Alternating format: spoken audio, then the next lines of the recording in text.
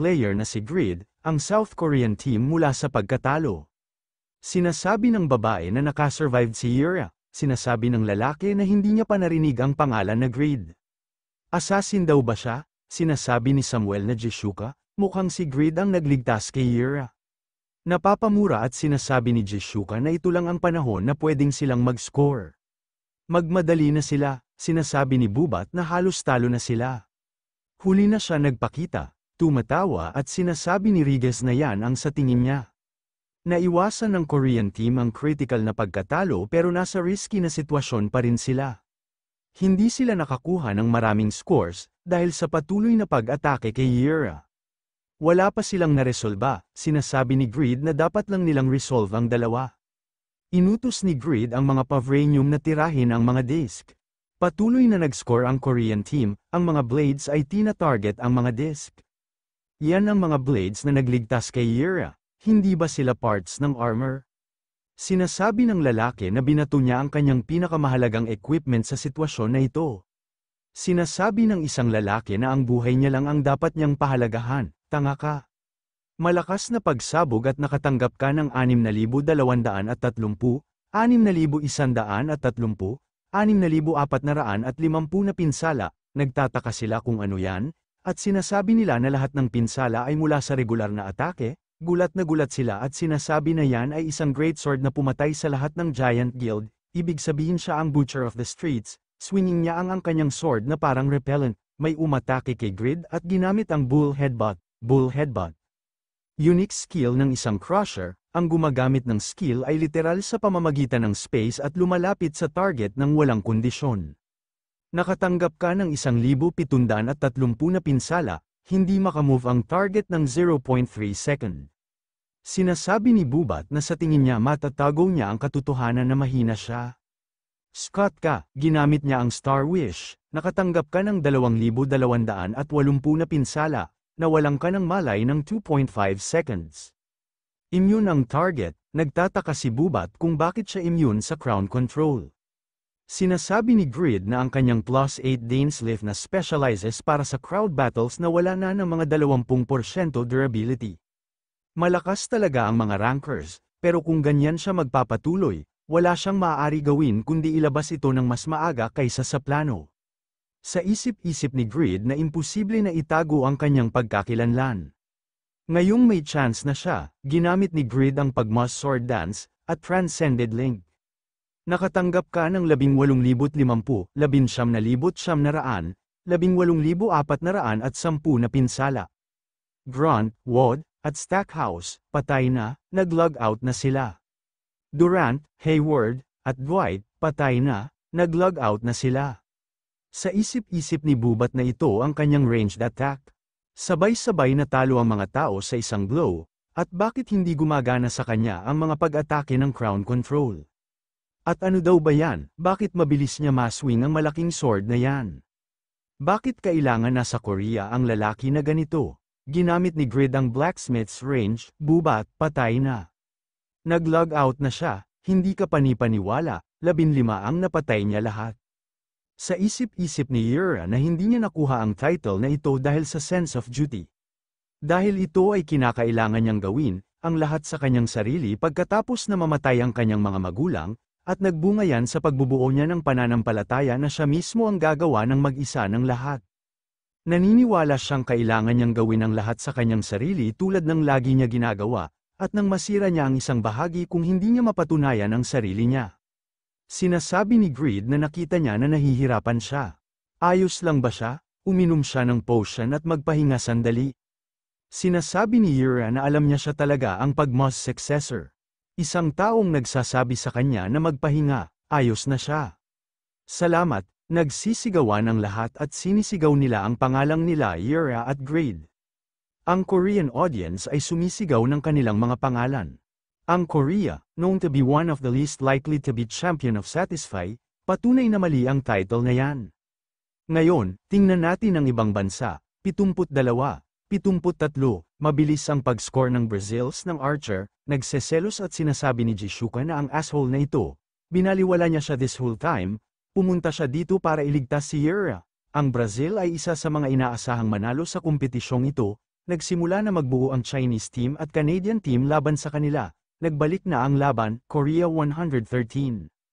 US 77 Brazil 73 Canada 71 France 69 China 62 Japan 61 Great Britain 49 Spain 0 Philippines 0 Sinama ko lang Pilipinas para kunyari meron, sinasabi ng nakadilaw ng buhok na lalaki na 15 ang manlalaro nilang nawala at ngayon sila ang top scorers. Alam niyang legendary class ito pero tera na, sinasabi ng bata na tama, dahil ang order, kung sino ang umabot ng 150 points unang makakakuha ng medals, sinasabi ng nakadilaw na buhok na lalaki na yung mga Golden Blades, sa tingin niya ba na kaya niya? Lowell, Hurrent, US Aura Master ika-8 sa Unified Rankings second sa US team, sinasabi ni Lowell na kaya niya ito ay snipe pero ang mga blades na yan, parang may material sa Golden Discs noong sa Byron Battle. Imposibleng sirain ito, Lowell, US first-ranked Qigong Master the best among the 10 rookies. Bukod dyan, may 5 team na nasa kagubatan na ito, sobrang concentrated sila dito. Nasa likod din ang Japan, parehong lahat ang mga score nila kaya ito ay magiging elimination battle. Ang Spain at Great Britain ay hindi nila inaalala, pero ang France ay nandyan sa mga bundok lang, medyo masakit sa mata ang pagkolekta ng scores. Unless we go after the Korean team na may pinakamataas na score kasama ang successor ng Pagma at Yera, for a silver medal is our best choice, sinasabi ni Hurrent na di man lang siya nag-alalang nagsabi na sila dapat ang mag-second place. Siya ay isang cold-hearted tactician, sige, makikipaglaban siya sa France. Hintayin niya siya ng 3 minuto, sinasabi ni Lowell na sabi niya Japan's after sila. Kung mag-isa siya, aatakihin siya ng 2 versus 1, sinasabi ni Hurrent na kaya niya yan mag-isa. Sige, 2 minuto at 50 segundo, sinasabi ni Lowell na ang Japanese team ay nandito na. Sinasabi ni Mike Enriquez na umalis na lang si Hurrent sa battlefield. Napaka-risky na maghiwalay sa mid-game, sinasabi ni Atom Araulio na tama yan. Umaabot na ang mga laban sa paligid ng mga isla, Regis ng Great Britain na talo si Med ngayon lang din. Tiyak na magandang balita yan para sa kanyang teammate na si Natasha na nag-iisa na nag-scoring. Samantala, ang Brazil ay sabay na inaatake ng Canada at China. Parang second place na ang magde-decided dito, halos tapos na ang laro. Dapat rin sila maubos, kung hindi niya mabalanse ang scoring at PK. Ito ay dapat gawin, gumamit si Jishuka ng Phoenix Feather, binuhos na ni Jishuka ang lahat ng natitirang lakas niya sa attack na yon, Chinese team, patay na lahat, nag-logout na sila, si Lowell ng US ay inaatake ang Japan mag-isa. Sinasabi ni Lowell na hindi niya pwede iwan ng tactician na mag-isa sa battlefield. Hurrent, hindi talaga siya man of virtue, umatake na si Lowell at ginamit ang empty vessel, Kokoro, patay na, nag-log out na siya. Isa talaga siya sa 10 rookies, sinasabi ng lalaki ikaw bata ka, hindi niya ba iniisip na masyado na siyang naglalaro? Tawagin niya na ba ang mommy niya, umiyak na siya? Sinasabi ni Hurrent na nagbalik na ang protector, bumalik na si Hurrent kasama si Lowell. Japanese team, patay na lahat, nag-log out na sila. Sinasabi ni Hurrent na I'm not technically a protector pero whatever. Late ba siya? Sinasabi niya sa kanya na 4 na minuto at 9 na segundo. Pinatay na naman ni Hurrent ang French team, nabaliktan na ang sitwasyon. Kahit sila sa una ay pwedeng matalo at maging panalo na team, Canada lamang ang nakakasurvive at ngayon nakastock sila sa pagitan ng Brazil at US. Sinasabi ng nakaputing lalaki na ano ang gagawin nila ngayon. Sinasabi ni Hurrent na huwag siyang mag-alala, siya na ang bahala sa kanilang lahat. Hurrent ginamit ang Aura Blade, sinasabi ng nakadilaw na buhok na lalaki na kahit siya ang epic class Cora Mastery, overconfident siya ngayon, Hurrent. Sinasabi ng nakaputing buhok na lalaki na rankers din sila, hindi napapansin ni Hurrent na tinamaan na siya ng arrow. Sinasabi ni Jishuka na ito ay isang poison arrow na nakakaapekto sa puso, na iwasan niya pa ang isang arrow sa lahat ng sitwasyon na ito. Halimaw talaga siya, sinasabi ni Hurrent na si Jishuka nakakuha siya ng advantage para umatake, medyo matalino siya. Mga Canadian, pakiiwan sa kanila ang stage ngayon. Pasugad na si Hurrent kay Jishuka at ginamit niya ang Aura Spear. Canadian team, patay na lahat, nag-log out na sila. Ang nangyari ay nabulag ang kanilang mga mata, sa isip-isip ni Jishuka na mabilis siya patungo sa kanila. Mas malakas siya sa kanila, dapat nilang siyang mapigilan. Sinasabi ni Samuel na subukan niya daw muna lagpasan ang kanyang bilis Herent. Inatake ni Herent si Samuel at ginamit ni Herent ang Aura Spear at nakatanggap si Samuel ng 6,750 na pinsala. Sinasabi ni Jishuka na good job, Samuel, binigyan niya siya ng 0.5 segundo. Napakalaki ng kanyang range, gumamit si Jishuka ng Heavy Rain. Sinasabi ni Lowell na ang flames ay baluktot. Hindi niya mablock ang lahat ng ito ng air control. Kaya kailangan niyang harapin ang natitira sa kanyang aura armor. Ito ang nakuha niya sa pag-iwan sa kanyang Tactician na stranded.